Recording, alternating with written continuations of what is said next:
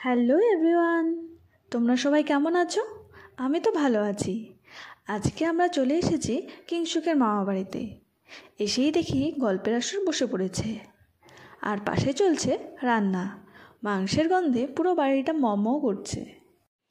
আমরা উপরে গিয়ে দেখি বাদ্যেকাল তখনও রেডি হয়নি।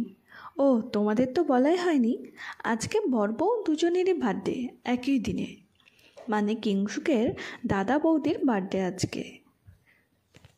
যাওয়ার সাথে সাথেই বার্থডে অঙ্কিতাদি সিঙ্গারা, সন্দেশ আর একটা পেস্ট্রি নিয়ে এলো আমাদের জন্য।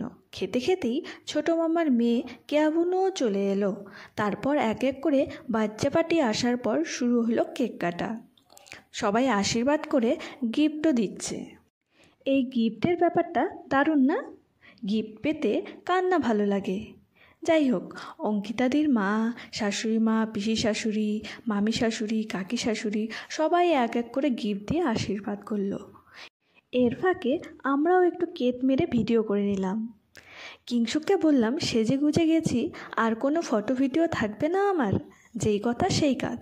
তারপর দেখো ভিডিও কলে জেবি আর দিদিভাই, তারা যেহেতু কানাডায় থাকে, বাড়ির এই অনুষ্ঠানগুলো খুব মিস করে, তাই তারা মোবাইলের থ্রুতেই দেখে আনন্দ উপভোগ করে। যাই হোক, তারপর শুরু হলো খাওয়া দাওয়া। মেনুতে ছিল ভাত, ডাল, আলু ভাজা, ঘন্ট, মাছ, মাংস, চাটনি, পায়েস। এই খাওয়া বিয়েবাড়ির খাওয়ার থেকে কম কিছু নয় কিন্তু।